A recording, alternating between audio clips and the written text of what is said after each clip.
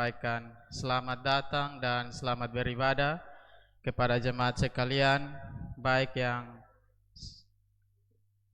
hadir di saat ini maupun sedang beribadah di rumah masing-masing karena alasan kesehatan dan lain sebagainya. Pasti Bapak Mama boleh mendapatkan berkat dalam ibadah minggu ini. Yang berikut khusus bagi jemaat tamu yang hadir bersama dengan kami dalam ibadat minggu ini, apabila ingin mendapatkan pelayanan dari majelis jemaat dan pelayan pendeta, dapat menghubungi koordinator rayon setempat atau melalui sekretariat gereja pada setiap hari kerja Selasa sampai dengan Sabtu dari jam 8.00 WITA sampai dengan 14.00 WITA. Yang berikutnya majelis jemaat Bethel Oesa Petengah juga mengucapkan selamat berbahagia kepada jemaat yang mengalami hari ulang tahun pernikahan, kelahiran, dan lain-lain dalam minggu ini. Kiranya Tuhan Yesus memberkati. Mari kita mengikuti warta jemaat Minggu 3 September 2023. Pengumuman yang pertama, Minggu 3 September 2023, pelayan kebaktian pertama dan kedua telah dipimpin oleh Pendeta Jeki Franky Latuperisa MTH, dan pelayan kebaktian ketiga di sore hari ini akan dipimpin oleh Pendeta Grace L. Pandision STH. Firman Tuhan terambil dari kitab Roma pasal 12 ayat 9 sampai dengan 21 di bawah tema jika itu bergantung kepadamu, hiduplah dalam damai dengan semua orang. Yang kedua, Minggu 10 September 2023, pelayan kebaktian pertama dan kedua dipimpin oleh Pendeta Grace L. Pandision STH, dan pelayan kebaktian ketiga akan dipimpin oleh Pendeta Filipina Norma Luis Jawa atau Pa STH. Firman Tuhan terambil dari kitab Yakobus pasal 3 ayat 1 sampai dengan 12 di bawah tema berhati-hati dengan kata-kata. Yang ketiga, perkunjungan pelayan Rabu 6 September 2023 diatur oleh koordinator rayon sebagai berikut.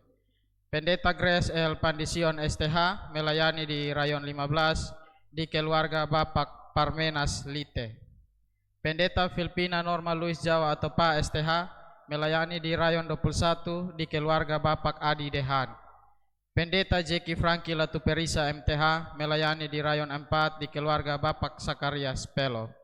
Bahan PA Majelis Jemaat Bethel Oesa Petengah Rabu 6 September 2023 terambil dari Injil Lukas pasal 6 ayat 27 sampai dengan 36 dengan tema Golden Rule.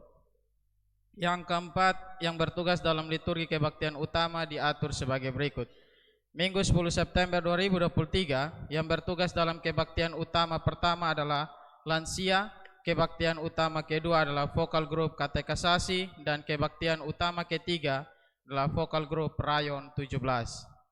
Yang berikut Minggu 17 September 2023, yang bertugas dalam kebaktian utama pertama adalah vokal grup Atoin Meto, kebaktian utama kedua adalah PS Bethel, Voice, dan kebaktian utama ketiga adalah PS rayon 16. Yang berikutnya Minggu 24 September 2023, yang bertugas dalam kebaktian utama pertama adalah vokal grup perempuan Gemit, kebaktian utama kedua adalah vokal grup Atoin Meto, dan kebaktian utama ketiga adalah vokal grup pemuda. Yang kelima, Minggu 10 September 2023 adalah Minggu Perpuluhan.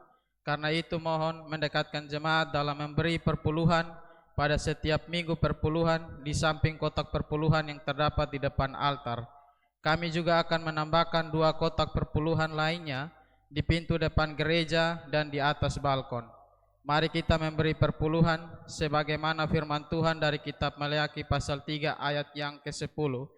Bawalah seluruh persembahan persepuluhan itu ke dalam rumah perbendaharaan, supaya ada persediaan makanan di rumahku, dan ujilah aku, firman Tuhan semesta alam, apakah aku tidak membukakan bagimu tingkap-tingkap langit dan mencurahkan berkat kepadamu sampai berkelimpahan. Kiranya Tuhan Yesus memberkati. Yang keenam, Minggu 10 September 2023, dalam kebaktian kedua akan dilayani baptisan kudus. Pengembalaan baptisan kudus akan dilaksanakan pada hari Sabtu 9 September 2023 jam 10.00 WITA yang dipimpin oleh Pendeta Grace L. Pandision STH. Bagi Bapak Mama yang ingin mendaftarkan anaknya dapat mengambil formulir baptisan di Sekretariat Jebot pada setiap hari kerja dari Selasa sampai dengan Sabtu. Pengambilan dan pengisian formulir baptisan kudus wajib didampingi atau sepengetahuan dari koordinator rayon. Yang ketujuh, ibadah lansia akan dilaksanakan pada hari Kamis 7 September 2023 pukul 16.00 WITA bertempat di Gedung Kebaktian Jebot. Pemimpin kebaktian akan diatur kemudian. Yang berikutnya berita lain-lain. Yang pertama, dihimbau kepada jemaat untuk tetap menjaga kebersihan gereja di dalam dan di luar ruangan ibadah, serta mohon untuk membuang sampah pada tempat yang telah disediakan di luar ruang ibadah. Yang kedua, sehubungan dengan penulisan sejarah gereja Jebot, dimohon bantuan jemaat yang memiliki foto-foto tempo dulu, semisal tempat ibadah, sekolah rakyat, pelayanan baptisan kudus, pelayanan pernikahan, dan lain-lain dari jemaat mula-mula di wilayah Nunsui dan sekitarnya. Dan apabila ada arsip dari Bapak Ibu, dapat menginformasikan ke MJH melalui Sekretariat Gereja Betel Oesapa Tengah untuk digandakan bagi kepentingan dokumentasi buku sejarah gereja yang akan diterbitkan pada bulan November 2023. Yang ketiga, diinformasikan ke jemaat berdasarkan keputusan rapat MJH pada hari Sabtu 26 Agustus 2023 bahwa untuk kepentingan penulisan sejarah gereja yang dananya tidak dialokasikan dalam Propel 2023, maka dimohon bantuan dan partisipasi proaktif dari Bapak Ibu dalam wilayah rayon untuk bisa bahu-membahu mengumpulkan uang secara sukarela berapapun besarnya melalui koordinator rayon pada setiap jam ibadah rayon bulan September sampai dengan bulan Oktober 2023. Para Bapak Mama yang menyumbang, nama-namanya akan dicantumkan dalam sejarah Jebot yang akan diterbitkan dalam buku bulan November 2023.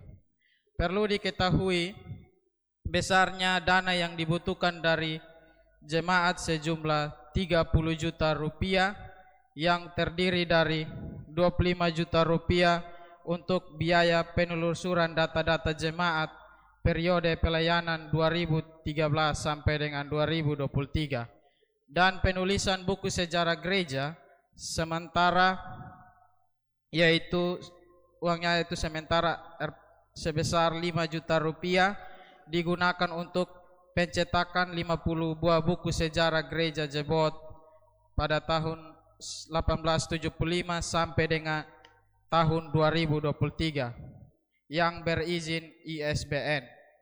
MJH menyampaikan terima kasih dan penghargaan yang tulus kepada semua jemaat atas bantuan dan kerjasamanya, baik jemaat yang memberi maupun jemaat yang belum sempat memberi. Yang berikutnya, yang keempat, dana beasiswa pendidikan bulan Juli 2023 yang telah terkumpul sebesar Rp4.625.000. Dana tersebut diperuntukkan bagi anak berprestasi dari orang tua tidak mampu, yaitu 2 orang anak SD dan 3 orang anak TK Garbapura untuk bulan September sampai dengan bulan Desember 2023. Profil anak yang mendapat beasiswa diperoleh dari Kepala Sekolah SD dan TK Garbapura pada awal September 2023. Yang kelima, sumbangan dari beberapa jemaat yang telah bersedia menjadi orang tua asuh untuk beasiswa anak SD, SMP, dan SMA berprestasi yang kurang mampu serta anak stunting yang telah terkumpul dari beberapa kepala keluarga di jemaat Betel Oesapa Tengah sejumlah Rp3.450.000 akan segera direalisasi untuk beasiswa 4 orang anak dengan kategori 1 SMA, 1 SMP, dan 2 SD selama 3 bulan dan 3 anak stunting di Jemaat Bethel Oesapa Tengah di luar penanganan pemerintah selama 1 semester. Nama anak jemaat yang berhak menerima diperoleh dari koordinator rayon setempat dan diseleksi oleh Majelis Jemaat Harian Bethel Oesapa Tengah bersama dengan bidang diakonia sesuai dengan jumlah yang dibutuhkan dan akan diumumkan dalam warta jemaat minggu berjalan bulan September. Yang keenam, dana bantuan pemberdayaan ekonomi jemaat dari gereja luar tahun 2022 sejumlah Rp5.700.000 yang diserahkan melalui Jemaat Bethel Oesapa Tengah dan telah diberikan ke kelompok jemaat tani Gereja Mitra Gemit Rehobot Fatu Kanutu di wilayah Tilong, Kabupaten Kupang. Yang ketujuh, bagi pasutri yang akan menikah di semua rumah ibadah mulai September 2023, wajib pemeriksaan kesehatan pranikah yang diselenggarakan oleh puskesmas dan rumah sakit yang ada di sekitar gereja, kelurahan, dan desa. Yang kedelapan, kegiatan pelayanan 3 pendeta jebot di luar wilayah pelayanan jebot wajib dilaporkan ke sekretariat gereja untuk pengaturan pelayanan di jebot selanjutnya.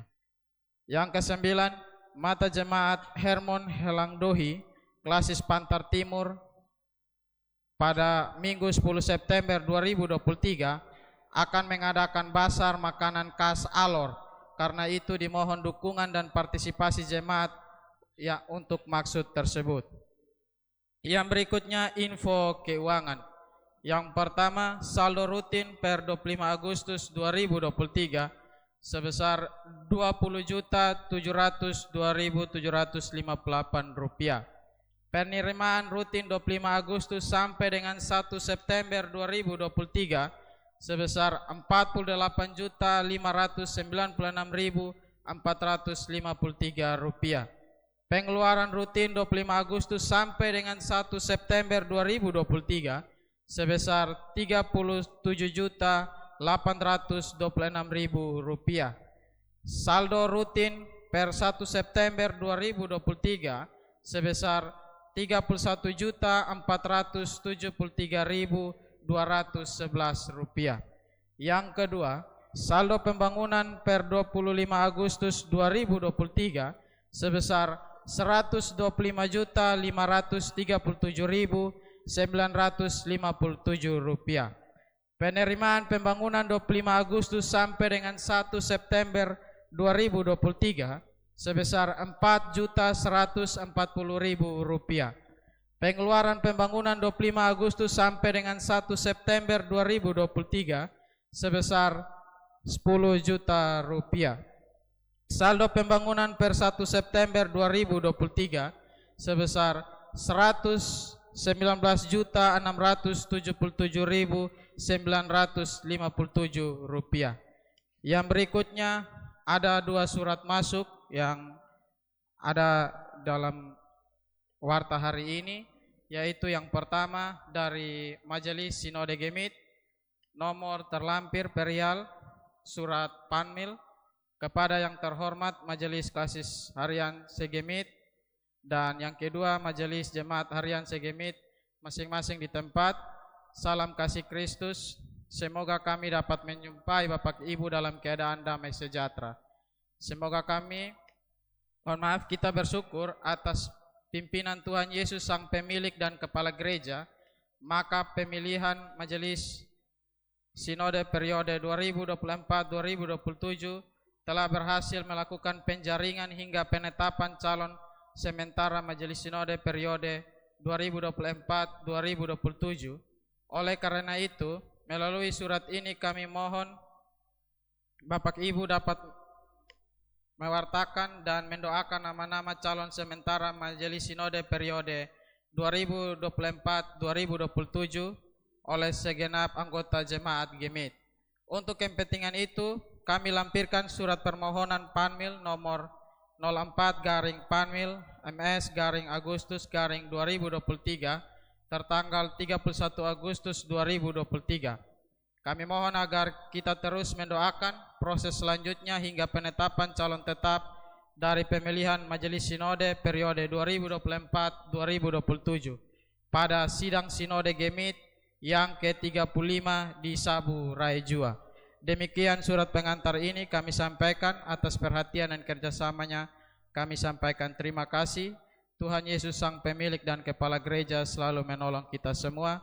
Majelis Sinode Harian, Ketua Pendeta Dr. Merik L.Y. Kelimon, Sekretaris Pendeta Yusuf Nakmova MTH. Yang berikut saya akan membacakan calon sementara anggota Majelis Sinode Gemit periode tahun 2024-2027. Yang pertama, Ketua Pendeta Samuel Benyamin Pandi STH. Yang kedua, Pendeta Yaksi Abel Misraim Nuban Timo STH MSI. Yang ketiga, Pendeta Joseph Andreas Manobe STH. Yang berikutnya jabatan sebagai Wakil Ketua. Yang pertama, Pendeta Norman Mesker Nenohai MSI. Yang kedua, Pendeta Sanep Yohanis Ena Blegur STH. Yang ketiga, Pendeta Petrus Tameno MTH. Yang keempat, Pendeta Henriana Bui Takalogo MTH. Yang kelima, Pendeta Maria A. Litelnoni Johannes STH MA. Yang keenam, Pendeta Adriana Oematan Sihaya SAG MM. Yang berikutnya jabatan sebagai sekretaris. Yang pertama, Pendeta Jacob Eklemius Niap STH.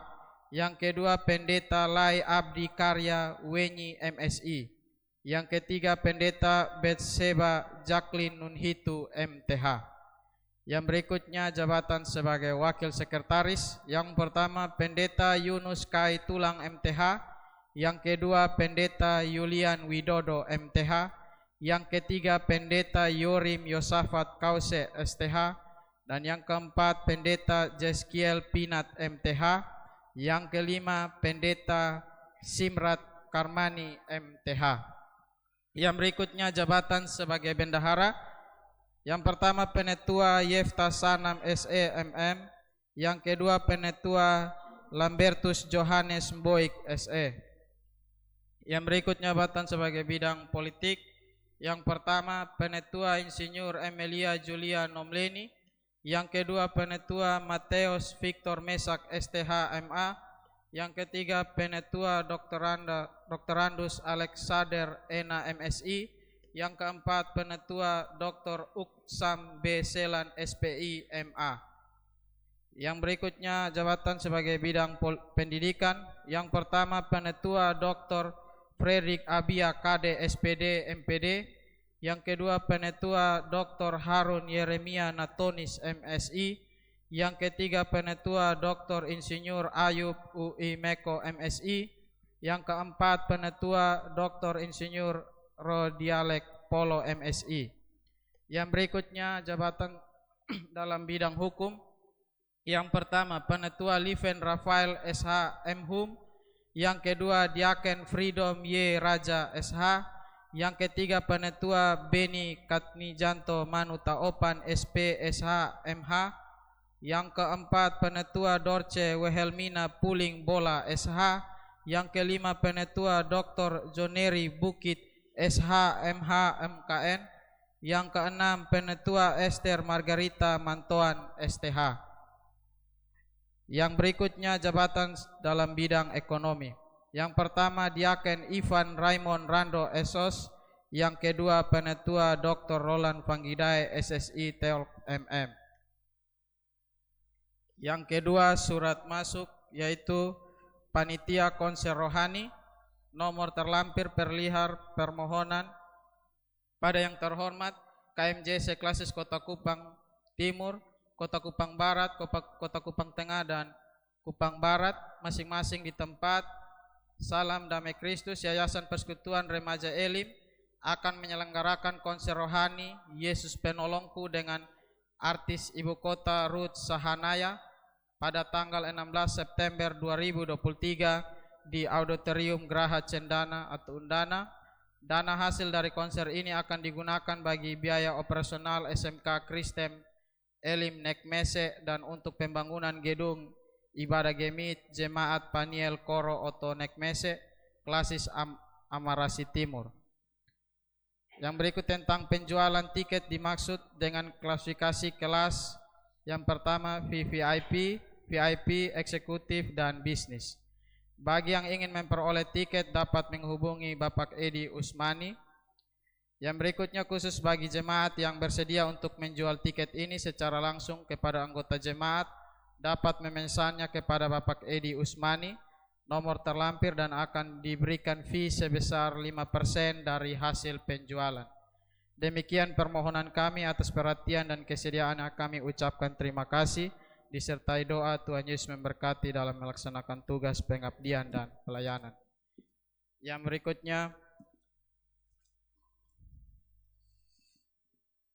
berikutnya demikian warta jemaat Minggu 3 September 2023. Mari kita mempersiapkan hati dan diri kita untuk ada dalam kebaktian ketiga di sore hari ini di bawah tema jika itu bergantung padamu, hiduplah dalam damai dengan semua orang. Sekian dan terima kasih. Tuhan Yesus memberkati. Sebelumnya saya jemput jemaat Tuhan berdiri dan mari kita bersama-sama menyanyi dari Kidung Jemaat nomor 242 ayat 1 dan 4, Muliakan Allah Bapa.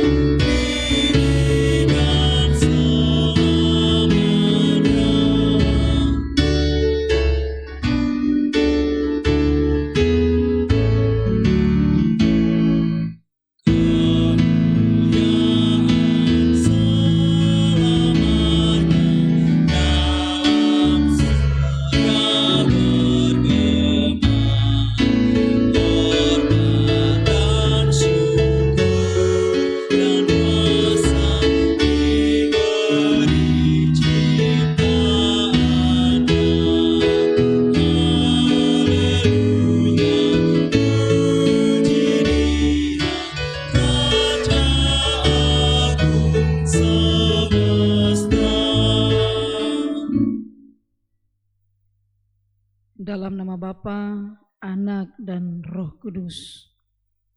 Turunlah kiranya atas saudara-saudari sekalian anugerah dan selamat dari Allah Bapa, dari Yesus Kristus Tuhan kita, dan dari Roh Kudus.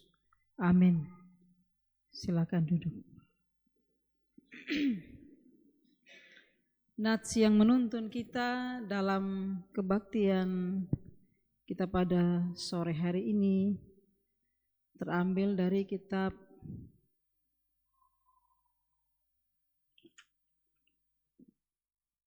Roma pasal 12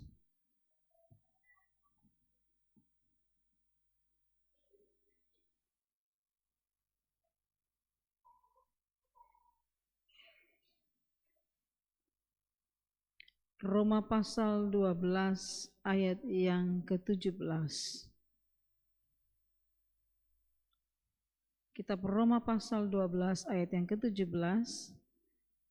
Janganlah membalas kejahatan dengan kejahatan. Lakukanlah apa yang baik bagi semua orang.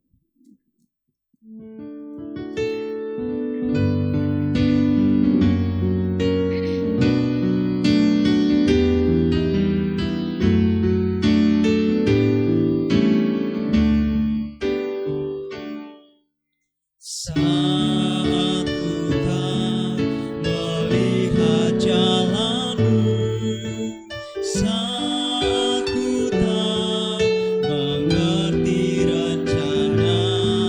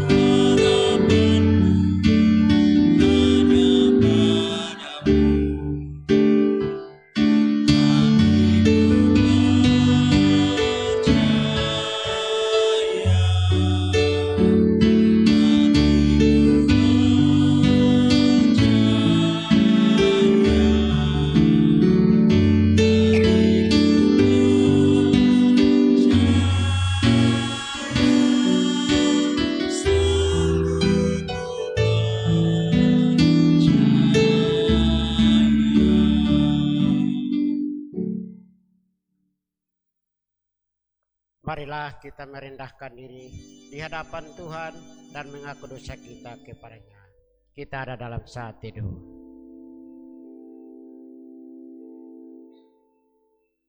Kita berdoa. Bapa kami yang di sorga, kami anak-anak-Mu Tuhan, datang dan tertunduk di hadapan hadirat-Mu ya Bapa.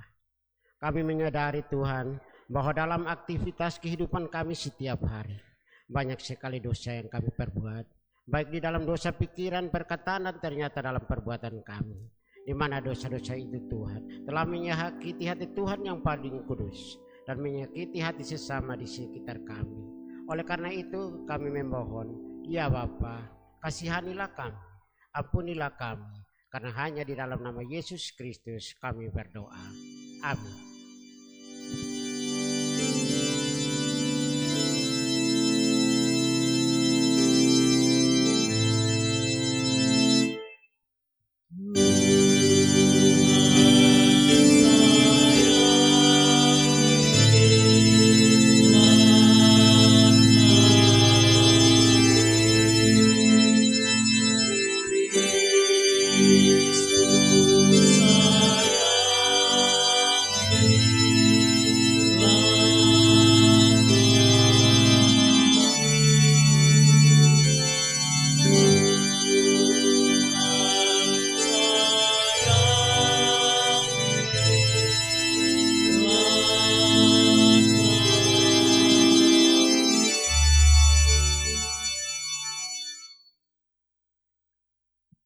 Sebagai hamba Yesus Kristus, saya menyampaikan berita pengampunan dosa kepada setiap orang yang telah mengaku dosanya dengan tulus ikhlas. Karena begitu besar kasih Allah akan dunia ini, sehingga Ia telah mengaruniakan anaknya yang tunggal, supaya setiap orang yang percaya kepadanya tidak binasa, melainkan beroleh hidup yang kekal.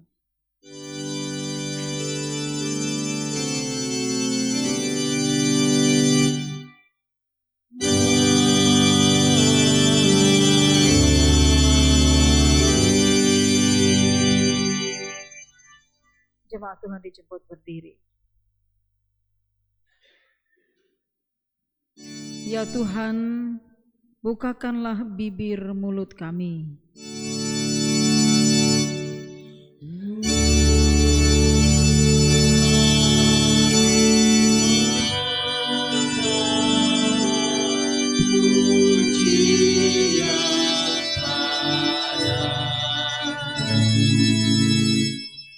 dari tempat matahari terbit sampai ke tempat matahari terbenam.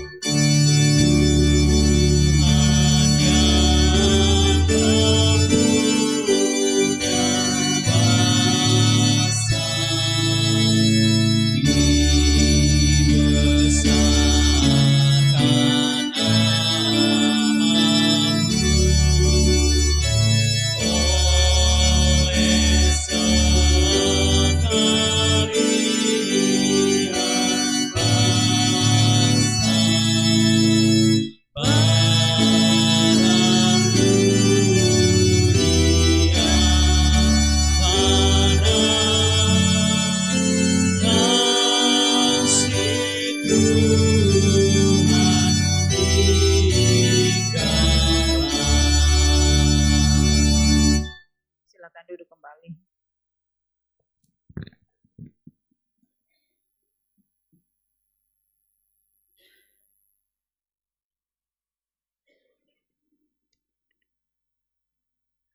Jemaat Tuhan, sebelum kita membaca Alkitab, mari kita semua saat teduh dan kita berdoa.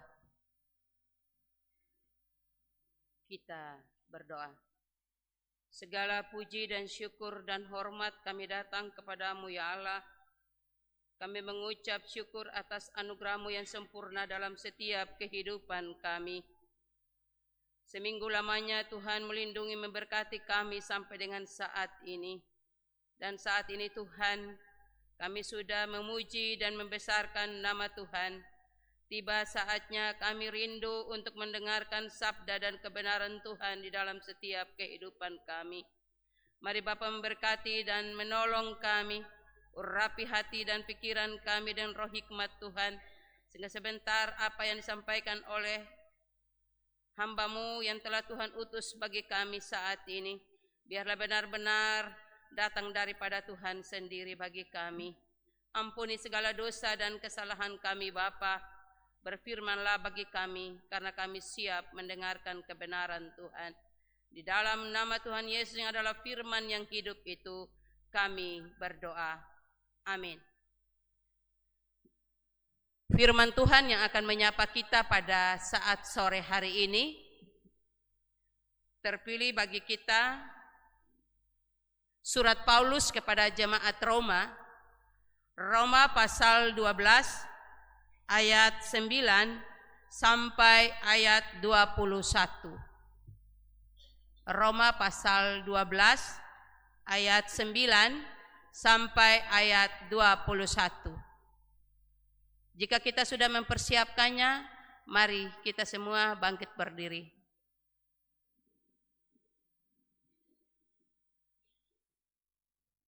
Di bawah perikop nasihat untuk hidup dalam kasih. Hendaklah kasih itu jangan pura-pura. Jauhilah yang jahat dan lakukanlah yang baik. Hendaklah kamu saling mengasihi sebagai saudara dan saling mendahului dalam memberi hormat. Janganlah hendaknya kerajinanmu kendor, biarlah rohmu menyala-nyala dan layanilah Tuhan. Bersukacitalah dalam pengharapan, sabarlah dalam kesesakan, dan bertekunlah dalam doa. Bantulah dalam kekurangan orang-orang kudus, dan usahakanlah dirimu untuk selalu memberikan tumpangan. Berkatilah siapa yang menganiaya kamu, berkatilah dan jangan mengutuk. Bersukacitalah dengan orang yang bersukacita, dan menangislah dengan orang yang menangis. Hendaklah kamu sehati sepikir dalam hidupmu bersama. Janganlah kamu memikirkan perkara-perkara yang tinggi, tetapi arahkanlah dirimu kepada perkara-perkara yang sederhana. Janganlah menganggap dirimu pandai. Janganlah membalas kejahatan dengan kejahatan. Lakukanlah apa yang baik bagi semua orang, sedapat-dapatnya. Kalau hal itu bergantung padamu, hiduplah dalam perdamaian dengan semua orang. Saudara-saudaraku yang kekasih, janganlah kamu sendiri menuntut pembalasan, tetapi berilah tempat kepada murka Allah, sebab ada tertulis, pembalasan itu adalah hakku. Akulah yang akan menuntut pembalasan, firman Tuhan. Tetapi jika seterumu lapar, berilah dia makan. Jika ia haus, berilah dia minum. Dengan berbuat demikian, kamu menumpukan bara api di atas kepalanya. Janganlah kamu kalah terhadap kejahatan, tetapi kalahkanlah kejahatan dengan kebaikan. Demikianlah firman Tuhan. Yang berbahagia adalah setiap orang yang membaca, merenungkan dan melakukan sabda Tuhan dalam hidupnya setiap hari. Haleluya. Haleluya, haleluya, haleluya, haleluya, haleluya,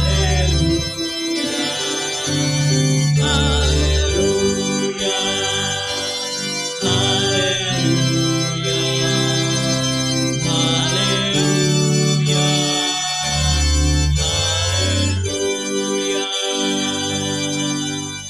Jemaat silakan duduk.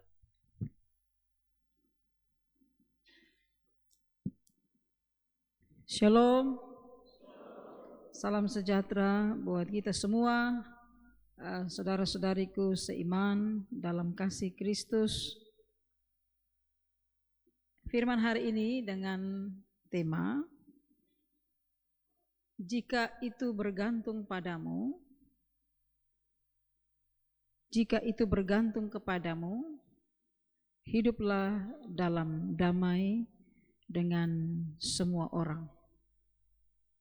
Ya, ini tentu pembacaan ini berdasarkan teks yang telah kita baca, kitab Roma pasal 12 ayat 9 hingga ayat yang ke-21.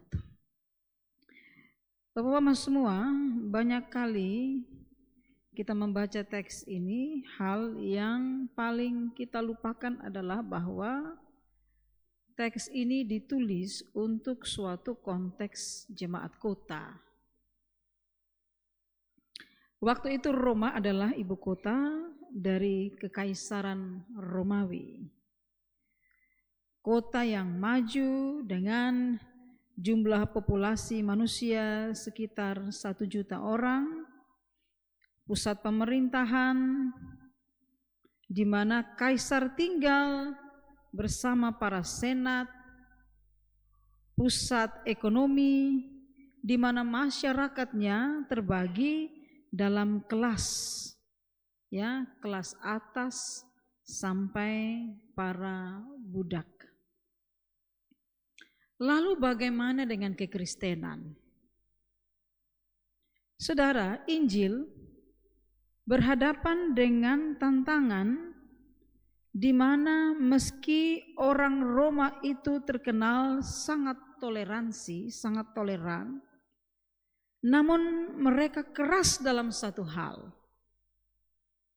Siapapun kamu, dari mana saja kamu, asal kamu menghargai yang namanya kultus kekaisaran atau pemujaan terhadap kaisar, maka kamu akan aman. Orang Kristen tercatat hampir 50.000 orang, ya, 50 ribuan orang.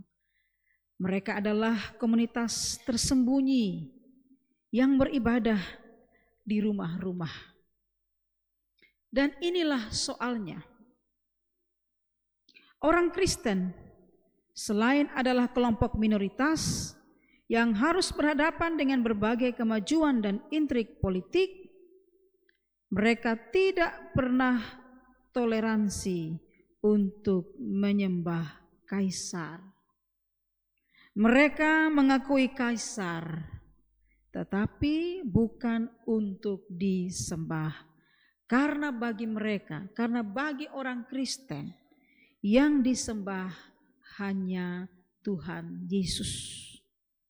Dan ini yang membuat kemudian memang kekristenan menghadapi tantangan yang besar, yaitu mereka dianiaya di Roma.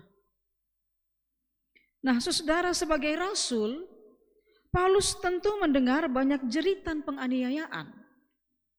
Ya, Paulus mendengarkan itu. Dia mendengar dan hanya membayangkan penderitaan itu karena Paulus sendiri belum pernah ke Roma. Ia menulis suratnya dan saya melihat bagaimana Paulus, ya, cukup kuat meyakinkan orang Kristen di Roma bahwa teologimu tidak salah, keyakinanmu tidak salah. Orang-orang Kristen di Roma, teologimu kuat, ya, luar biasa. Keyakinanmu akan Yesus, kesetiaanmu menyembah Yesus itu luar biasa. Dan itu perlu dipelihara, perlu juga dipuji. Tetapi bagi Paulus, teologi itu saja tidak cukup.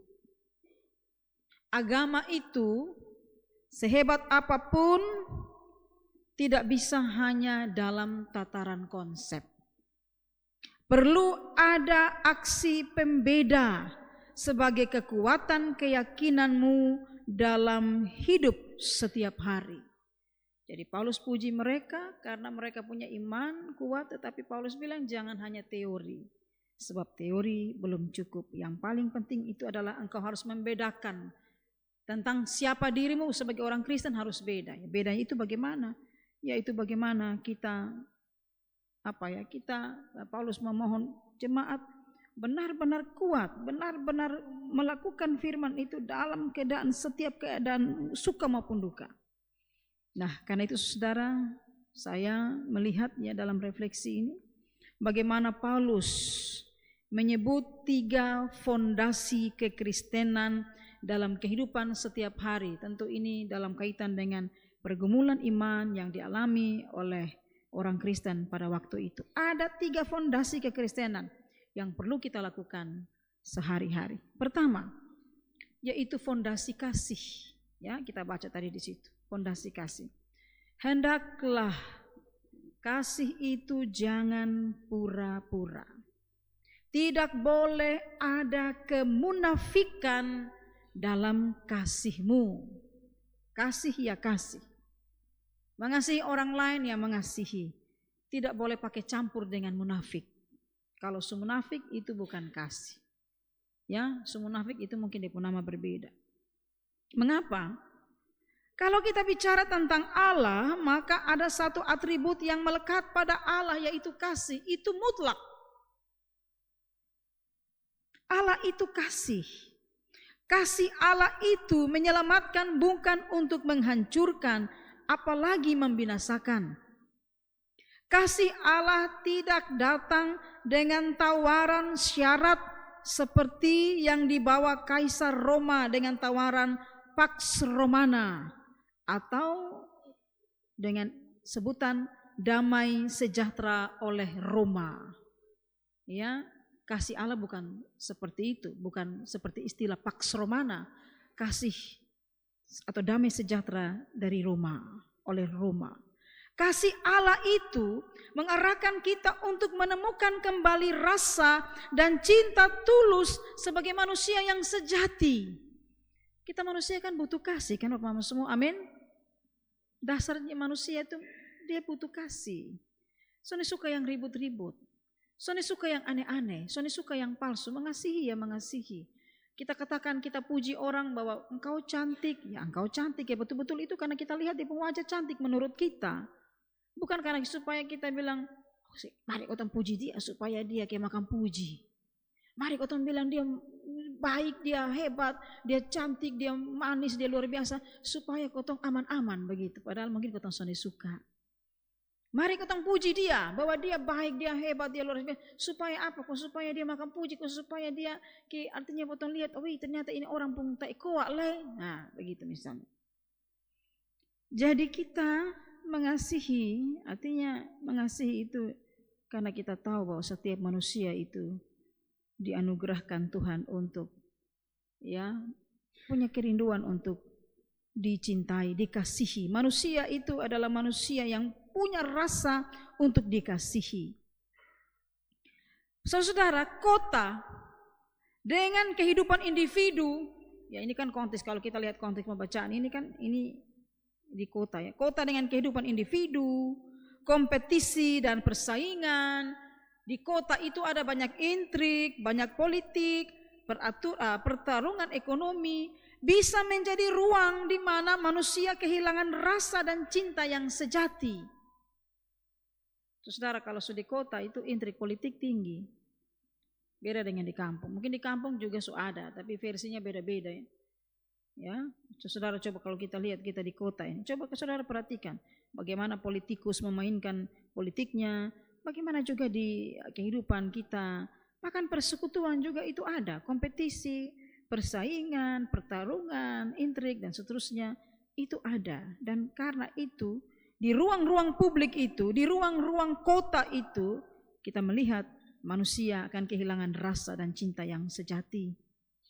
Karena yang ada dalam persaingan itu hanya kepentingan sejati.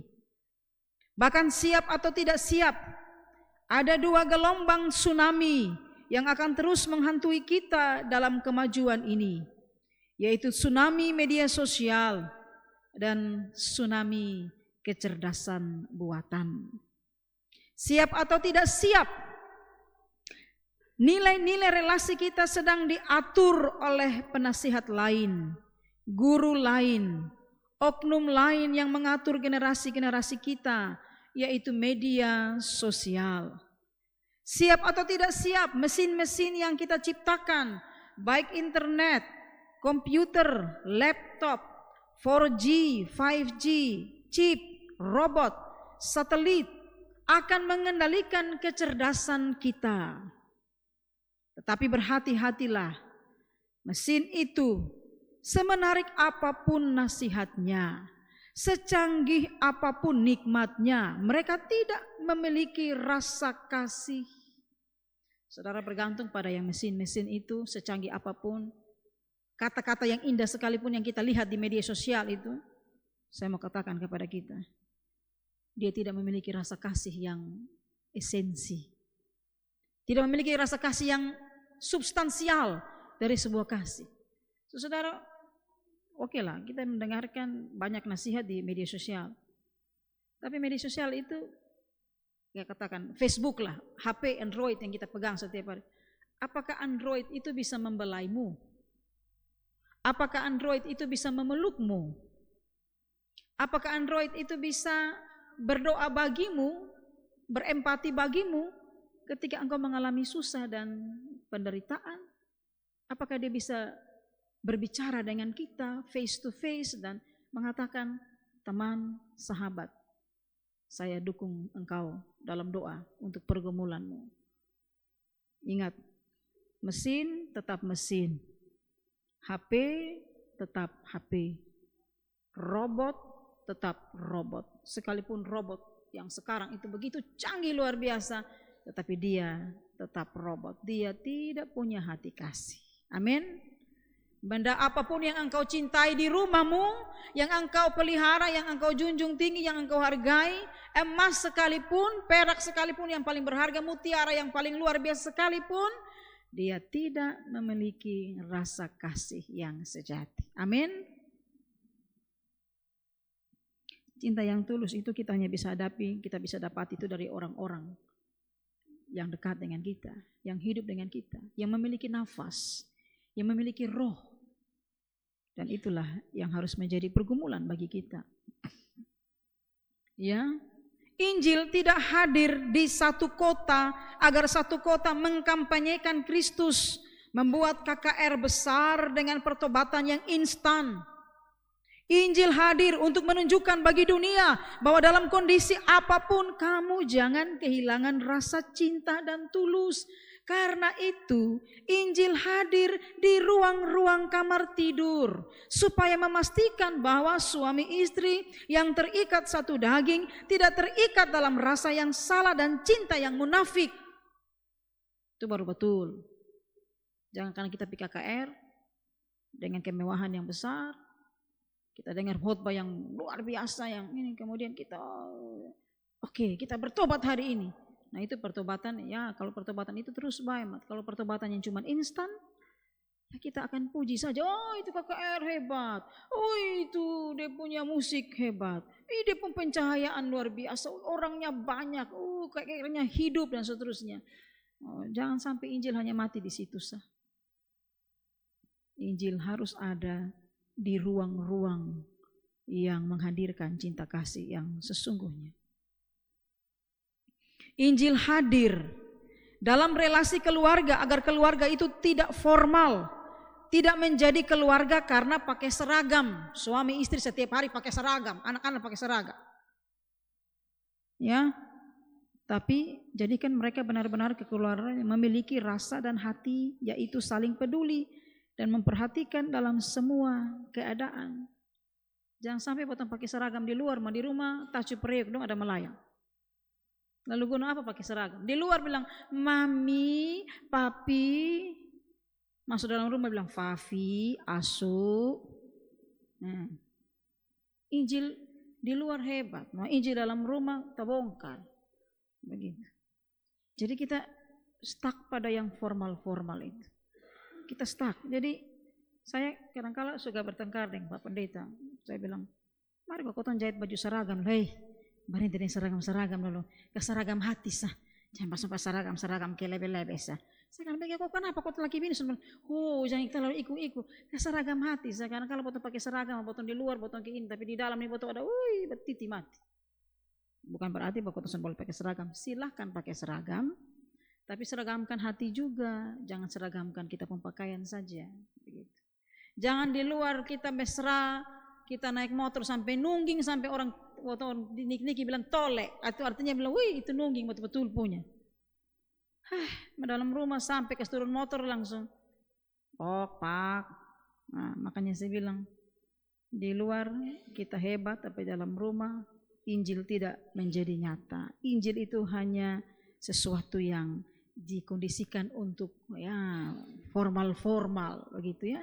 Injil itu hanya berkaitan dengan ibadah, tepuk tangan, menangis, pujian yang hebat. Oh, itu Injil lah, itu bukan Injil. Ya, itu masih di kulit luar. Belum sampai kupas pada kulit yang dalam.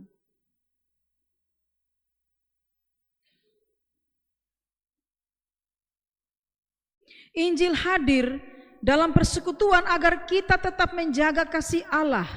Karena persekutuan gereja kita bukanlah ruang pencitraan kesalehan. Ini bukan tempat untuk pencitraan kesalehan. Siapa yang paling saleh, siapa yang tidak saleh, siapa yang dia paling, pokoknya dia segala hal dia paling top dan seterusnya. Tapi ini persekutuan, ini ruang untuk bergumul. Amin saudara. Ruang untuk bergumul. Datang dengar firman Tuhan dalam ibadah, ini ruang untuk bergumul, bukan untuk pencitraan yang tidak jelas. Tidak. Itu untuk pergumulan, berdoa bersama, memastikan bahwa rasa dan kasih Allah itu tetap melekat bagi gerejanya.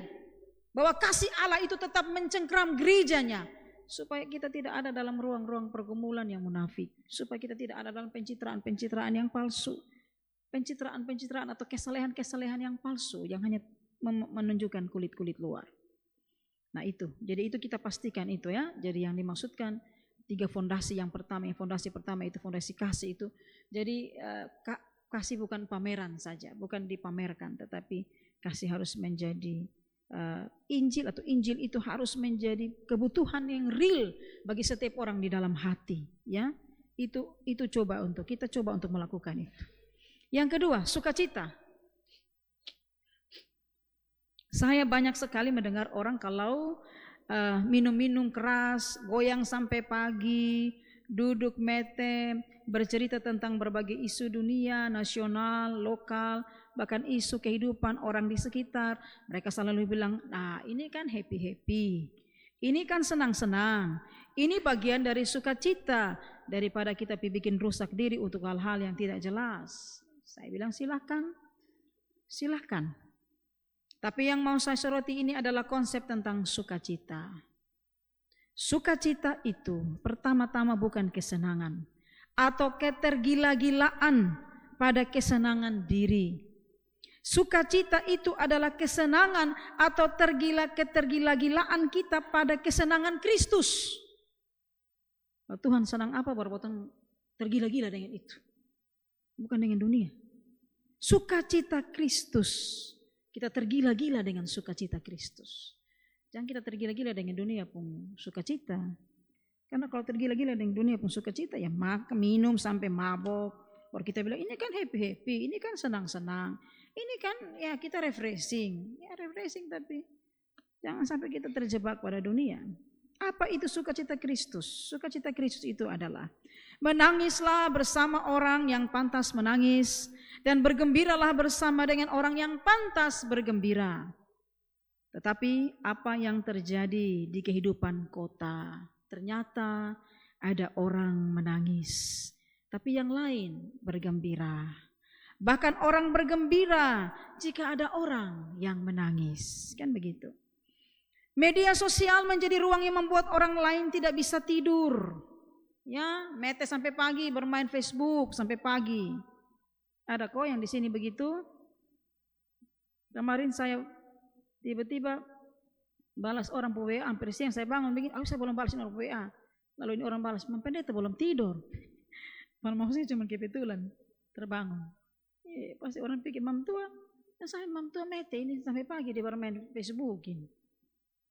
Ada kok yang bakawan beta pasti juga tahu kalau beta pun online dengan offline itu kan ada tanda tuh. Wih, mam tuh belum tidur ini. Ini mam tuh bikin apa nih? Dia ada like siapapun dia. Itu kemarin ini status yang kemarin tuh dia belum komen. Jadi biar tengah malam juga dia bangku komen. Itu rasa berhutang. Kalau soalnya komen tuh nanti berdosa kan dia bisa komen bepung status nah. Kan begitu. Itu tergila-gila. Tergila-gila sampai gila. Nah, orang timur bilang, mau nu. Untuk kata. Media sosial menjadi ruang membuat orang tidak bisa tidur, tergila-gila, terpesona. Oh ini orang pun style bagus. Ini orang ini mesti like dulu. Mantap mama, itu bibir merah.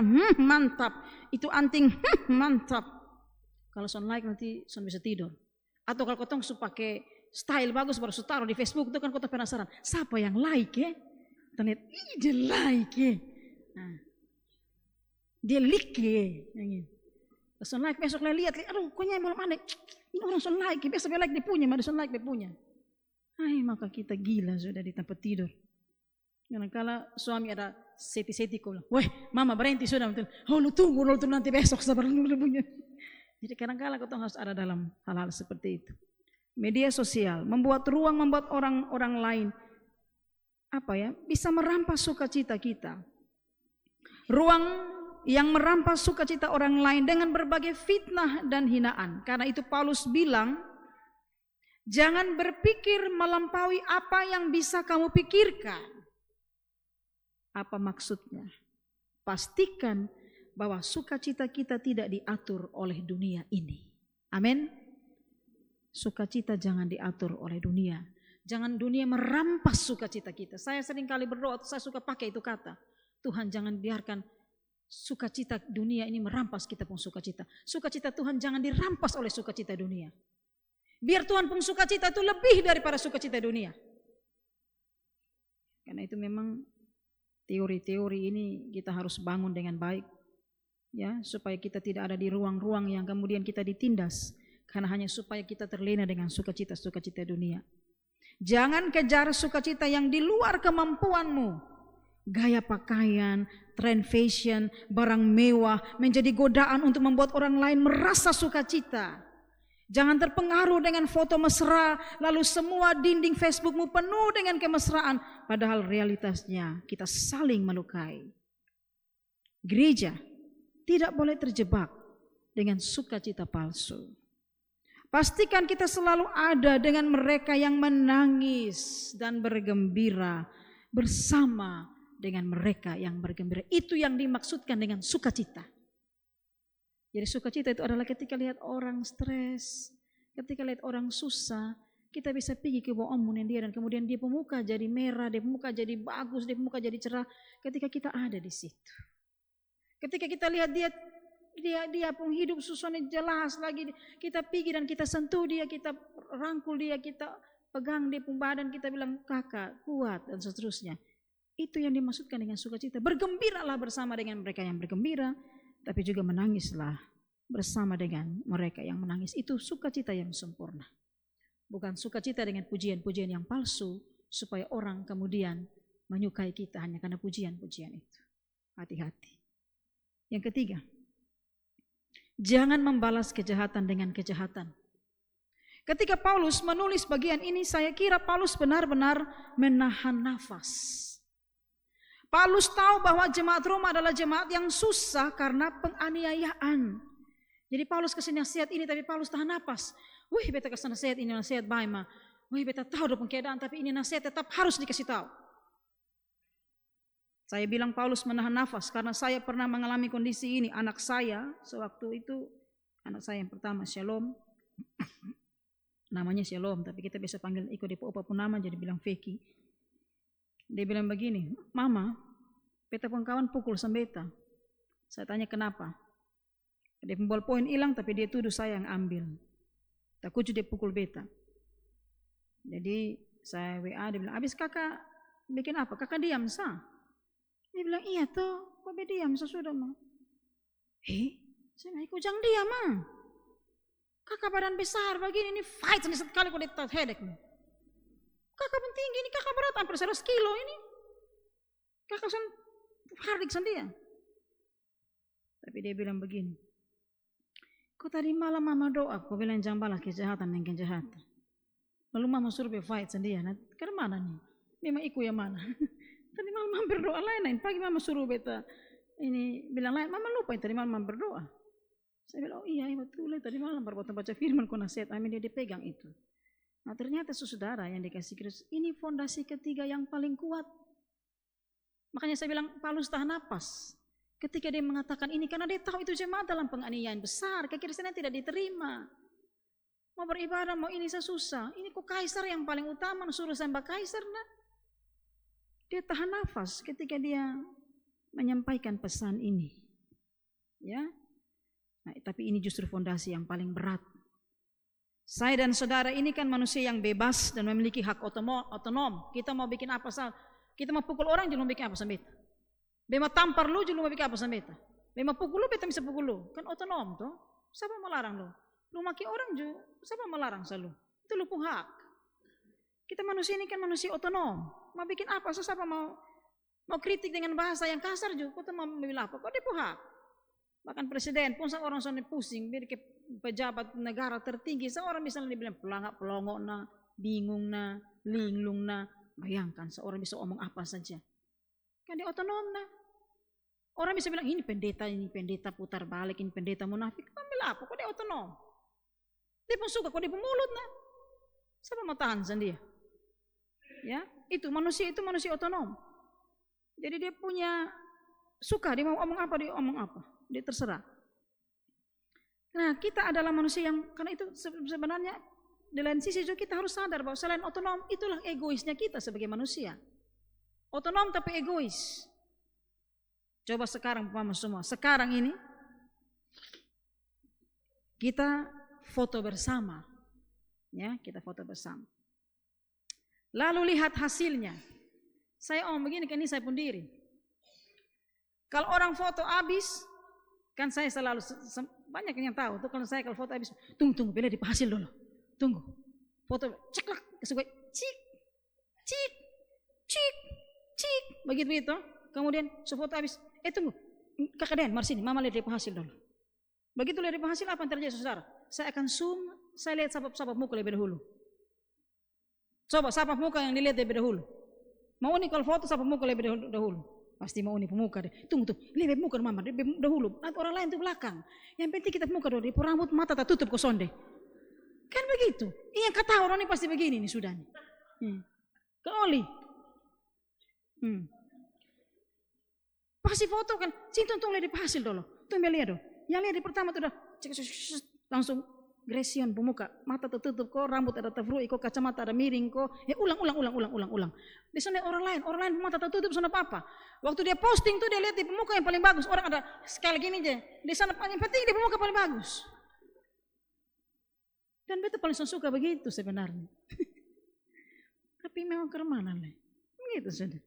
Nah sahabat aku foto coba tuh lihat nanti. Kira-kira siapa yang dilihat muka paling dahulu? Goling. Sonde, ya itu sudah manusia. Kalaupun kita lihat foto, ya kita pun foto lebih dahulu. Banyak orang persetan bosan di situ. Ya foto kita baru orang lain pun kok. Kita berpotensi untuk membalas semua yang jahat. Ketika kehormatan kita direnggut, nama baik kita dihancurkan. Ketika kelelahan kita tidak diakui. Ketika perhatian kita dianggap pencitraan. Kita adalah orang-orang yang sensitif. Kita bisa mengasihi orang dengan begitu tulus. Tapi ketika kita membenci orang, kita benci sebenci-bencinya. Kalau bisa kita, tempelin dia memang kalau injak sendiri kalau tahu memang. Benci sebenci-bencinya. Kalau bisa tuh kita doain Tuhan Yesus tolong supaya Tuhan Yesus putar di leher kau dia mati. Ada orang yang berdoa kok kasih mati orang. Karena sebenci-bencinya. Kan ada orang yang begitu. Yesus tolong kalau bisa dia jalan ada seret amisan dia kok dia celaka. Di sukar mana itu? Tuhan Yesus mendengar pun doa. Kita terjebak pada itu. Kita bisa memeluk, namun kita juga bisa membuang pelukan itu. Amin saudara. Kan laki bini biar papalo mati mampus mah. Nanti besok dia tarik. Asu bisa. Tadi malam I love you. Aku mencintaimu. Matamu ibarat seperti bola kelereng yang putih. Besok kemudian perempuan kuntilanak ini dia. Untuk berkawin ame luka. Soalnya lu tahu tafi di mana. Kita bisa memeluk tapi kita bisa melepaskan pelukan itu dalam sekejap. Kan begitu. Kita bisa puji orang saat ini, tapi besok kita bisa omong yang berbeda. Wih, mah kalau dapat laki begitu bahaya, dapat bini begitu. Sekejap saja cinta kita ini bisa dibuang, ya. Jadi kita bisa mencintai secinta-cintanya, tapi juga kalau kita benci sebenci-bencinya.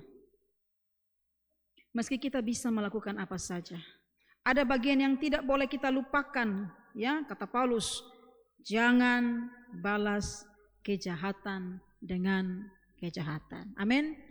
Coba kita bilang kalimat ini, itu yang tadi di atas pembimbing. 1, 2, 3, jangan.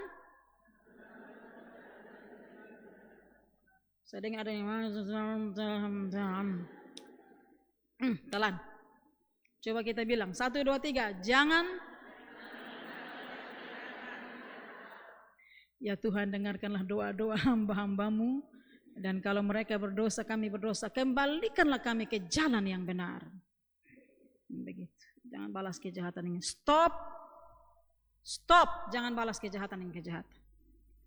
Ya, pembalasan adalah hak Tuhan. Tapi orang bilang, lama mama balas, Tuhan kapan balas nih? Ya iya, memang lama. Kalau tahu Tuhan mau balas kapan? Maka itu yang tadi kita bilang, kita berdoa atau kita putar, Tuhan putar di leher. Bukan setengah Tuhan yang atur. Biar Tuhan dengan Tuhan pencara. Kalau orang bikin kita ini kan di pembalasan nanti Tuhan yang atur. Kan begitu. Ya lama, ya iya lama. Membalas kejahatan itu membuang energi dan waktu. Karena itu Konfusius, seorang filsuf asal Cina kuno, dia pernah mengatakan, sebelum kamu melakukan balas dendam, galilah 2 kuburan. Yang satu mungkin untuk korban balas dendammu, namun yang kedua adalah untuk siapa? Untuk dirimu sendiri. Kubur habis orang, kubur lu pendiri. Kan begitu. Tapi memang susah, juga. Ini makanya saya bilang, ini Paulus sampai di sini, ini Paulus stres. Paulus memberi nasihat tapi dia tarik napas panjang. Bagaimana orang Kristen dianiaya, diperlakukan tidak baik, tapi jangan balas kejahatan dengan kejahatan. Ini paling berat, fondasi yang paling berat. Ya. Nah ini satu untuk diri kita. Ya, membalas kejahatan dengan kejahatan adalah tindakan membangun waktu yang penuh dengan rantai ketidaknyamanan. Sepanjang kita berasumsi, sepanjang kita merancang kejahatan dengan kejahatan, disitulah sepanjang waktu kita akan merasa ketidaknyamanan. Rantai ketidaknyamanan akan terus berlangsung. Kasih dan sukacita akan selesai manakala kita hanya mengejar kepuasan diri. Nah, saudara, dengan demikian kita punya PR besar untuk melakukan 3 fondasi ini. Yang pertama itu apa Bapak-Ibu semua? Kasih, ya. Kasih, amin. Yang kedua apa? Sukacita, amin. Yang ketiga apa? Jangan balas kejahatan dengan kejahatan. Saudara, 3 fondasi ini, dengan 3 fondasi ini, kekristenan akan menemukan arahnya. Hidup akan ada tujuannya. Hidup akan sampai pada tujuan. Dan suatu waktu hanya kasihlah yang ternyata meruntuhkan peradaban Romawi. Dan kekristenan menjadi pemenang yang akan menuntun sejarah baru bagi perubahan dunia. Saudara-saudaraku, kiranya di pergumulan kota, di kehadiran kita di mana saja, kita tetap memiliki kasih, tetap memiliki sukacita dan damai, tidak membalas kejahatan dengan kejahatan, memiliki damai, tidak berkesudahan. Amin. Kita bilang satu dengan yang lain, kita coba tanya, adakah kasih dalam dirimu? 1, 2, 3, balik kiri kanan. Ada yang tanya dan ada yang jawab. Kemudian kita tanya, adakah sukacita dalam dirimu?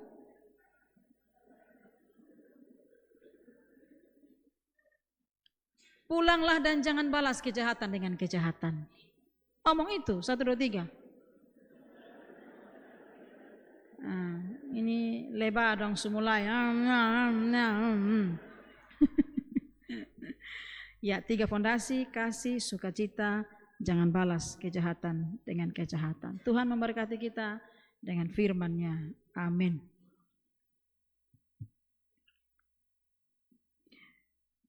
Saudara-saudara, Bapak Mama yang dikasihi Kristus, bersama dengan semua orang Kristen di segala tempat dan segala waktu, marilah kita mengaku iman kita kepada Tuhan, dan saya jemput jemaat Tuhan berdiri, kita menyebutkan pengakuan iman rasuli. Baiklah, semua orang yang percaya berkata demikian. Aku percaya kepada Allah, Bapa yang Maha Kuasa, Khalik langit dan bumi, dan kepada Yesus Kristus, Anaknya yang tunggal,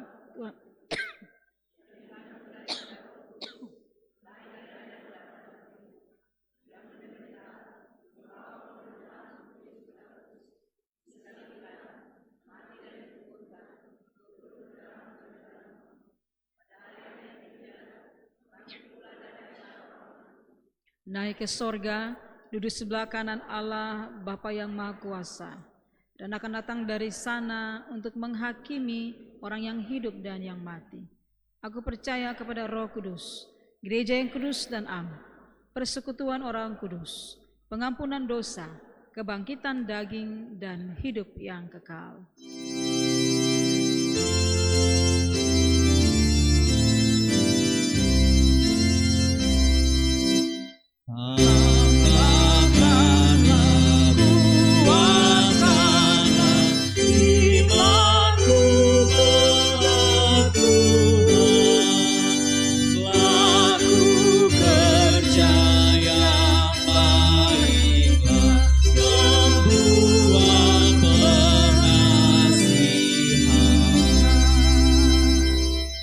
Silakan duduk kembali.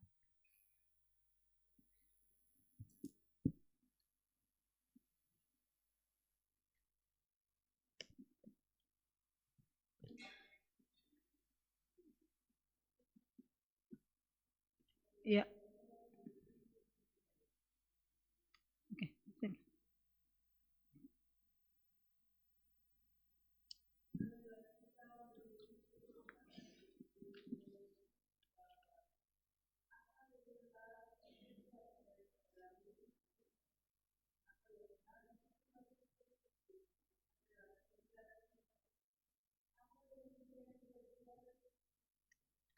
Apa yang menjadi bagian dalam semua yang kumiliki adalah persembahan bagi Tuhan.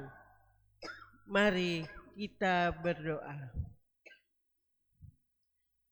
Ya Bapa, dengan kepala tertunduk dan hati yang terangkat, kami datang di hadapan hadirat-Mu.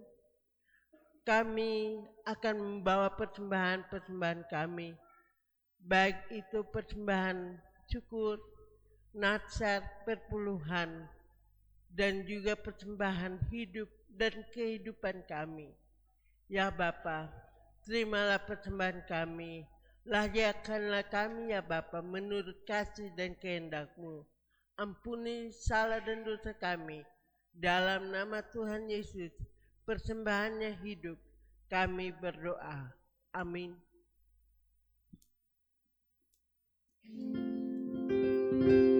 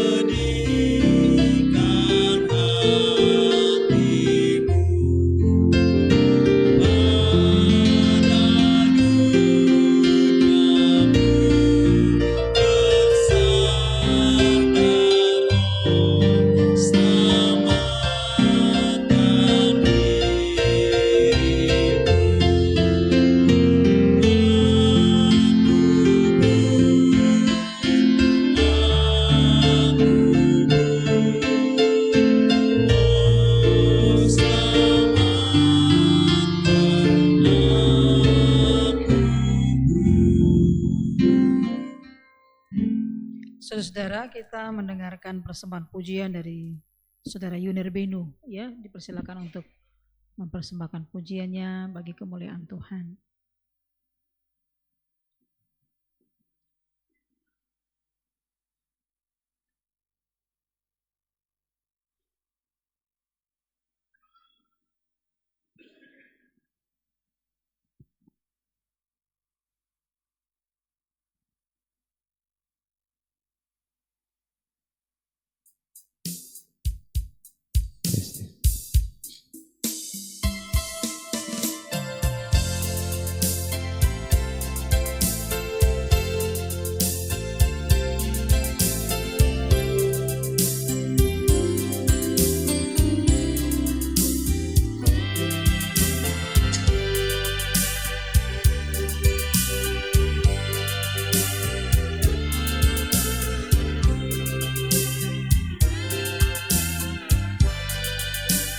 Salinglo nama susi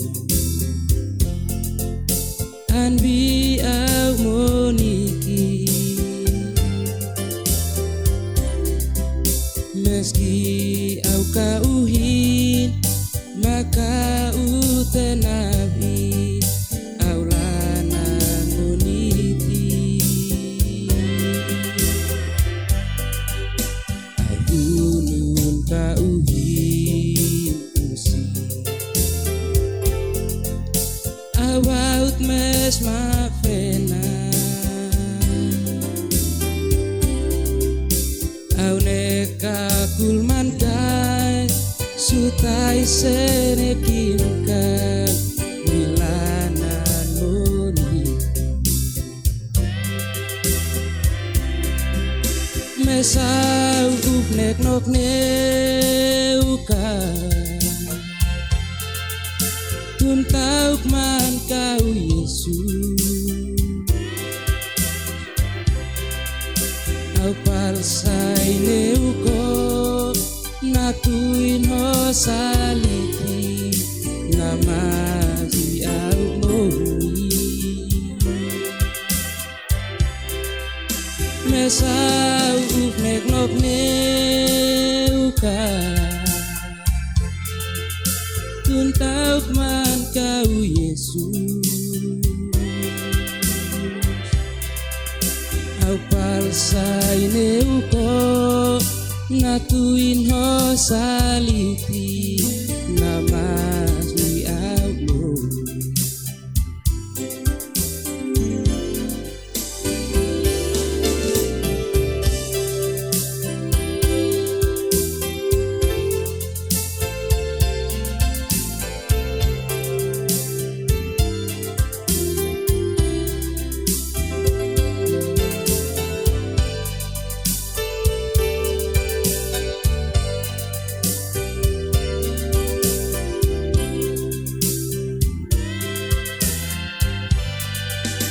Hai gunung kauhin usi Awaut mes mafena Au neka kulman kai sutai senekin kai bilana moni Mesau nek nok neuka Tuntauk man kau Yesus Au palsai neuko natuin ho saliti nama di au moni Mesau ufnek nok neuka Tuntauk man kau Yesus Au palsai neuko natuin ho saliti nama di au moni Mesau ufnek nok neuko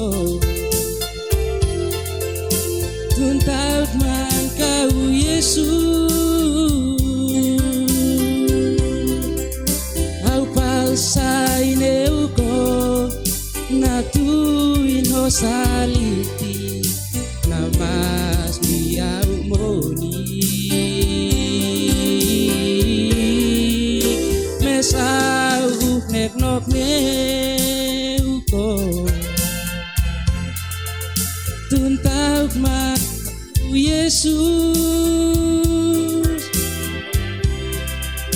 au palsai neuko natuin ho saliti namas au moni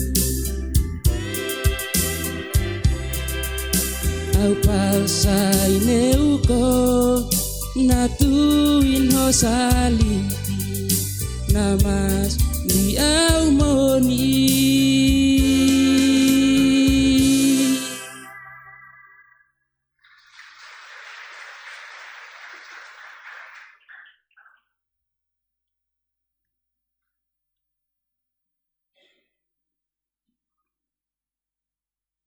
Saudara yang dikasihi Kristus, kita bersama menaikkan doa syafaat dan salah satu pokok doa yang memang harus kita gumuli secara khusus ini berkaitan dengan persiapan sidang sinode di Sabu pada bulan Oktober nanti ya, sidang sinode Gemit ya di Sabu, dan karena itu Bapak-Bapak semua tadi telah mendengarkan pembacaan nama calon sementara periode calon sementara MS ya Gemit periode 2004-2027, dan kita jemaat wajib untuk mendoakan supaya proses pemilihan dapat berjalan dengan baik sesuai dengan kehendak Tuhan. Karena itu saudara, mari satu hati kita juga menaikkan semua doa-doa pergumulan kehidupan kita, bagi persekutuan kita, pelayanan kita, rumah tangga kita dan sebagainya. Satu hati kita berdoa.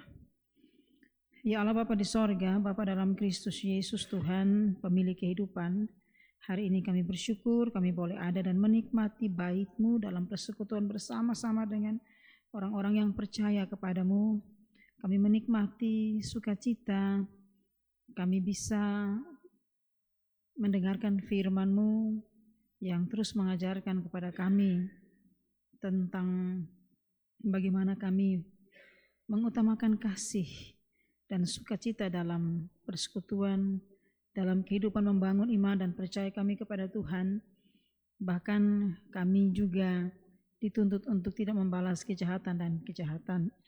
Kami sungguh sadar Tuhan, untuk melakukan firman-Mu itu sebuah tanggung jawab iman yang sangat berat. Tapi biarlah pada saat hari ini kami belajar bagaimana Paulus memotivasi jemaatnya untuk tetap setia, untuk tetap mengasihi, untuk tidak hilang sukacita di tengah tantangan, dan membiarkan Allah berproses dan membalas setiap perbuatan jahat yang dilakukan oleh orang lain terhadap diri kita. Dan karena itu Bapa, biarlah firman ini terpelihara erat dan menyatu dengan tubuh kami, bukan hanya dalam pikiran kami, supaya dalam tindakan kami bisa melakukannya secara baik. Dan biarlah Roh Kudus bekerja untuk menolong kami supaya kami tidak terpengaruh oleh dunia ini, sebab terkadang hasutan dunia itu membuat kami tidak fokus untuk menjalankan apa yang Tuhan kehendaki. Kami belajar dari jemaat di Roma yang setiap dalam tindakan mereka tetap menunjukkan kualitas iman mereka, sekalipun mereka dituntut untuk menyembah Allah lain, tapi fokus mereka hanya kepada Tuhan sebagai pencipta dan pemelihara kehidupan mereka. Bapa di sorga, biarlah juga dengan firman ini kami memulai hidup yang baru untuk tetap berjalan bersama dengan Tuhan, dan kami memiliki masa depan bersama dengan Tuhan. Jauhkan kami dari segala hal yang membuat kami saling curiga satu dengan yang lain, dan belajar untuk mengutamakan kasih dan sukacita, bahkan mengutamakan orang lain dalam pergaulan dan persahabatan kami, supaya kami tidak hanya suka untuk dikasihi, tetapi tidak suka untuk mengasihi orang lain. Ajarkan kami untuk mau bertobat. Bapa, kami mau berdoa untuk seluruh pergumulan kehidupan jemaat dengan segala keadaan mereka, suka maupun duka. Kami mensyukuri jemaat-jemaat yang menikmati hari ulang tahun di minggu yang berjalan. Kami percaya bahwa kasih Tuhan sungguh luar biasa.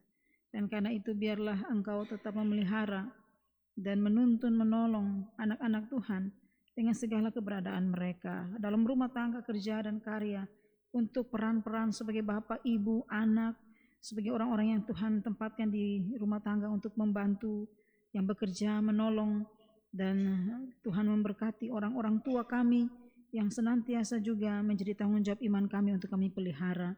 Biarlah Roh Kudus menuntun kami untuk mengembangkan sikap mengasihi dan menyayangi bagi orang-orang yang hidup bersama dengan kami, bahkan biarlah konsep untuk mengampuni orang yang bersalah kepada kami itu menjadi hal yang bukan saja menjadi tataran teori, tapi menjadi hal yang perlu kami lakukan, membangun persekutuan bersama.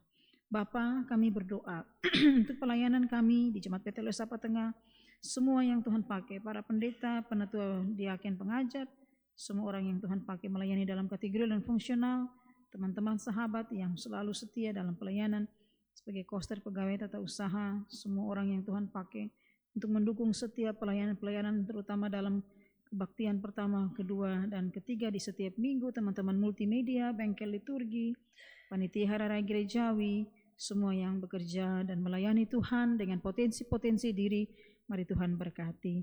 Tuhan juga memberkati teman-teman yang dipilih untuk sebagai tim penulisan sejarah gereja Jemaat Bethel Sapa Tengah, dan secara khusus untuk penetapan hari ulang tahun Jemaat Bethel Sapa Tengah. Tuhan tolong supaya tim ini bekerja dengan baik dan kiranya hasil ini bisa didapat sebelum akhir tahun. Tuhan beri hikmat untuk mereka bekerja secara baik. Ya Bapa, kami juga menyadari bahwa untuk proses ini membutuhkan dana yang juga banyak untuk proses penulisan sejarah. Tuhan buka jalan, buka berkat-Mu untuk setiap usaha yang kami lakukan, dan kiranya Tuhan melimpahkan berkat-Mu. Tuhan membuka tingkap-tingkap berkat-Mu, merintahkan berkat-Mu untuk satu pelayanan yang mulia ini. Ya Allah Bapa di sorga, kami mau berdoa secara khusus untuk persiapan sidang Majelis Sinode Gereja Masinjili Timur yang akan berlangsung pada bulan Oktober nanti di Pulau Sabu. Tuhan memberkati panitia yang bekerja untuk membangun gedung serbaguna dan juga yang bekerja untuk mempersiapkan seluruh proses persidangan itu, baik itu akomodasi, transportasi, konsumsi, dan semua yang dipakai untuk mendukung semua pelayanan di tempat yang terpencil, di tempat yang dalam segala keterbatasan. Tuhan ada di sana. Tuhan mendahului bekerja bersama dengan panitia supaya semua dipersiapkan dengan baik. Dan juga untuk kepentingan persidangan ini, di hari terakhir dari persidangan tentu akan ada pemilihan anggota Majelis Sinode Gemit untuk periode yang baru tahun 2024-2027, dan nama-nama calon sementara itu telah dibacakan di hari Minggu ini serentak di seluruh gemit, di gereja-gereja. Tuhan memberkati supaya ketika nama-nama itu dibacakan, jemaat mendengarkan dan ikut mendoakan setiap calon-calon yang sudah memberi diri dan dipilih oleh perutus oleh klasis-klasis, dan mereka siap untuk mempertaruhkan segala diri mereka dalam pencalonan ini. Kami mohon Tuhan berproses di dalamnya supaya kiranya semuanya ada di dalam kendali Tuhan. Tuhan jauhkan dari segala kepentingan-kepentingan yang tidak baik. Tuhan jauhkan gerejamu dari banyak hal yang bisa membuat melukai satu dengan yang lain. Tuhan tolong supaya semua hamba-hamba Tuhan yang dipilih dalam proses ini, kiranya mereka juga mempersiapkan diri secara baik, membangun doa bersama dengan Tuhan, bergumul bersama supaya semua proses pemilihan itu benar-benar dari jemaat dan juga dari semua yang direncanakan. Kiranya Tuhan tolong supaya semuanya dapat berjalan dengan baik. Kami percaya bahwa Tuhan yang menentukan setiap orang yang akan Tuhan pakai untuk menjalankan pelayanan sebagai pemimpin gemit di tahun atau di periode yang baru 2024-2027. Karena itu hikmat Tuhan berlaku. Panitia yang bekerja panitia pemilihan, panitia yang bekerja di proses di persidangan di Sabub, dan semua yang terlibat memberi diri dalam mendukung semua kegiatan pelaksanaan persidangan nanti. Semua donatur-donatur, Tuhan buka jalan sehingga semuanya dapat berjalan dengan baik. Dan jemaat-jemaat Tuhan mulai minggu ini terus berdoa di gereja, di persekutuan, di rayon-rayon untuk pemilihan. Nah, terutama untuk orang-orang yang Tuhan nanti pakai untuk menjadi pemimpin di periode yang baru. Kami berdoa, Tuhan tolong, Tuhan dengarkan doa-doa kami. Bapa di sorga, kami berdoa untuk persekutuan pelayanan kami dengan semua tanggung jawab pelayanan kami di minggu yang berjalan. Tuhan tolong supaya semua pelayanan di rayon dan juga pelayanan yang kami lakukan di gereja dan juga untuk segala hal yang kami rancang untuk persiapan-persiapan kami untuk pelayanan ke depan, kami serahkan di dalam tangan kasih Tuhan. Inilah seluruh doa dan pergumulan kami. Inilah kehidupan kami, ya Bapa. Kami percaya bahwa Engkau terus memelihara bangsa dan negara kami, Engkau memelihara gereja kami, persekutuan kami, dan semua orang yang Tuhan pakai untuk melayani di bangsa ini sebagai pemimpin, baik pemimpin di tingkat yang paling tinggi, sebagai presiden sampai kepada yang terendah, dan juga pemimpin di tingkat gereja Masjid Timur, Nama Pendeta Mary Kolimon sebagai ketua sampai unit-unit pembantu pelayanan di tingkat sinodal maupun di jemaat-jemaat yang terus melayani. Mari Tuhan memberkati. Ini doa kami. Ini hidup dan syukur kami. Ini doa-doa pribadi dari anak-anak Tuhan yang datang kepadamu dan membawa seluruh pergumulan kami dengan rasa syukur, bahkan juga dengan rasa bersalah atas segala dosa yang pernah kami lakukan. Ampuni kami Bapa, kuduskan layakan kami di dalam nama Yesus Kristus, Tuhan dan Juru Selamat kami. Kami datang berdoa dan mengucap syukur kepada Bapa di sorga. Amin.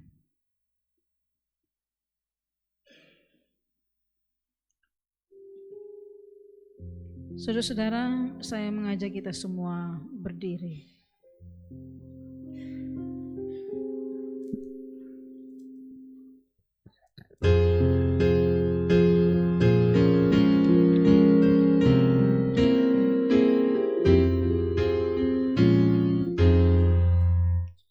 Damai sejahtera ku tinggalkan bagimu, damai sentosaku ku beri.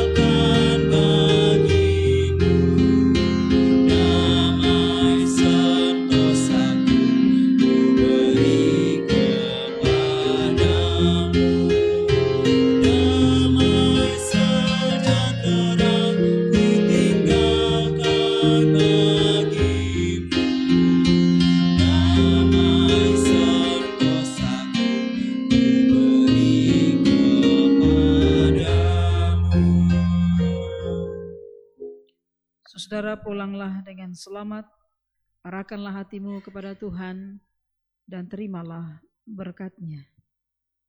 Anugerah Tuhan kita Yesus Kristus, kasih Allah Bapa, dalam persekutuan Roh Kudus, menyertai saudara-saudara sekalian, sampai selama-lamanya.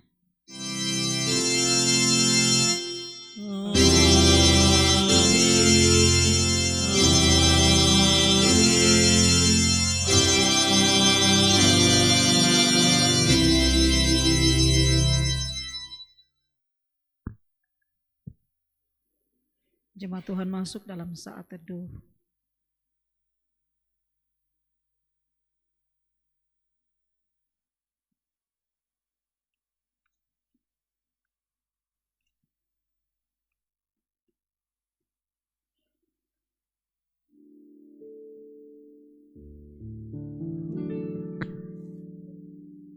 Jemaat Tuhan sekalian dijemput berdiri dan kita melakukan lagu Marilah Pulang.